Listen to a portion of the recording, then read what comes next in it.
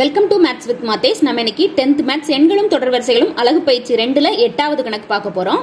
ஒரு நபர் 10 வருடங்களில் ரூபாய் 16,500 சேமிக்கிறார்.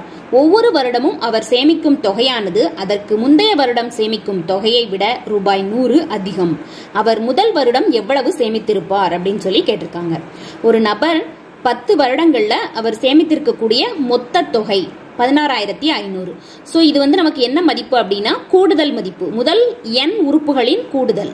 n இன் மதிப்பு 10, sn இன் மதிப்பு நமக்கு கொடுத்திருக்காங்க. சோ அதுல இருந்து நம்ம எடுத்து எழுதலாம். முதல் 10 வருடங்களில் அவர் சேமித்த தொகை. சோ n இன் மதிப்பு 10, மொத்த தொகை 10 வருடமாக சேமித்த மொத்த தொகை. சோ கூடுதல் முதல் n உறுப்புகளின் கூடுதல் 16,500 நமக்கு கொடுத்துட்டாங்க. ஒவ்வொரு வருடமும் அவர் சேமிக்கும் தொகையானது அதற்கு முந்தைய வருடம் சேமிக்கும் தொகையை விட ரூபாய் 100 அதிகம். இது முதல்ல நமக்கு கூட்டுத்தொடர் வரிசை. ஏன்னா ஒவ்வொரு வருடமும் அதற்கு முந்தைய வருடத்தை விட 100 ரூபாய் கூடுதலாக சேமித்துக்கிட்டே போறாரு. சோ இந்த 100ங்கிறது நமக்கு என்னவாக இருக்கும் அப்படின்னா டி, பொது வித்தியாசம் டி இன் மதிப்பு 100ன்னு கொடுத்துட்டாங்க. நமக்கு கொடுக்கப்பட்ட தொடர் வரிசை கூட்டுத்தொடர் வரிசை. ஏன்னா ஒவ்வொரு வருடமும் அதற்கு முந்தைய வருடத்தை விட 100 ரூபாய் அதிகமாக சேமிக்கிறார். ஒரு கான்ஸ்டன்டான ஒரு தொகையானது நமக்கு வருடம் கூடிக்கிட்டே இருக்கிறதுனால இது நமக்கு கூட்டுத்தொடர் வரிசையாக அமையும். கூட்டுத்தொடர் வரிசையில n, sn, d மதிப்பு நமக்கு கொடுத்துட்டாங்க. நமக்கு கேட்டிருக்கிறது அவர் முதல் வருடம் எவ்வளவு சேமித்திருப்பார். a இன் மதிப்பு நமக்கு கேட்டிருக்கிறாங்க. சோ நமக்கு முதல் n உறுப்புகளின் கூடுதல் கூட்டுத்தொகைக்கான ஃபார்முலா தெரியும். இந்த ஃபார்முலால அனைத்து மதிப்புகளையும் பிரதியிடும் போது நமக்கு a இன் மதிப்பு கிடைத்துரும். சோ நம்ம ஒரு கூட்டுத்தொடர் வரிசையில முதல் n உறுப்புகளின் கூடுதல் sn-க்கான ஃபார்முலாவை எடுத்து எழுதுறோம். sn ஈக்குவல் டு n/2 பெருக்கல் 2a plus n-1 into d.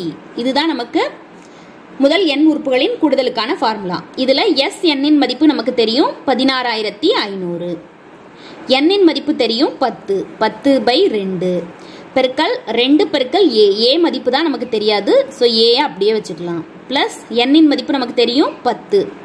So 10 - 1 பெருக்கல் d, d இன் மதிப்பு பொது வித்தியாசம் 100ன்னு சொல்லி கணக்குல கொடுத்திருந்தாங்க. சோ இதை நம்ம வகுத்துக்கலாம். 1 2 5 2 10. சோ நமக்கு இங்க பெருக்கல்ல இருக்க இந்த 5ஆனது இந்த சைடு வகுத்தல்ல வரும். சோ 16,500 வகுத்தல் 5 ஈக்குவல் டு பிராக்கெட்ல இருக்கிறது மட்டும் சமன்பாட்டின் வலது பக்கம் இருக்குது.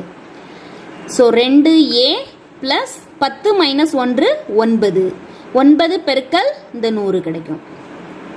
சோ இங்க நம்ம 5ஆல வகுத்துக்கலாம். 1 5 5, 3 5 15, மீதி 1 15, 3 5 15, 0 0.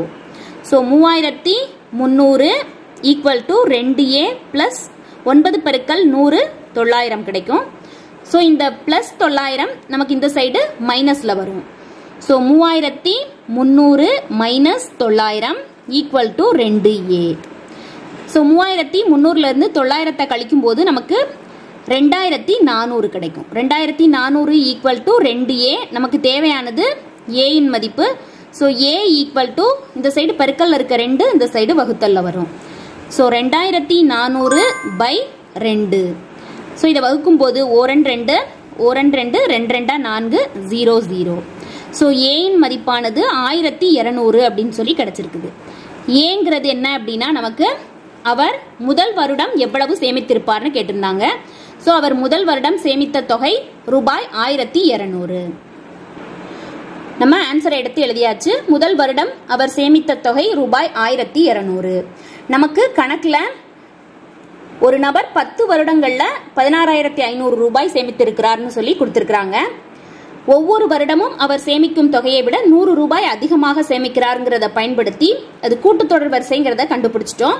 இதுல n மதிப்பு கொடுக்கப்பட்ட ஆண்டுகளின் எண்ணிக்கை, மொத்த தொகை இது கூடுதல் தொகைன்றதுனால sn இன் மதிப்பு நமக்கு கொடுத்திருக்காங்கன்றத தெரிஞ்சுக்கிட்டோம்.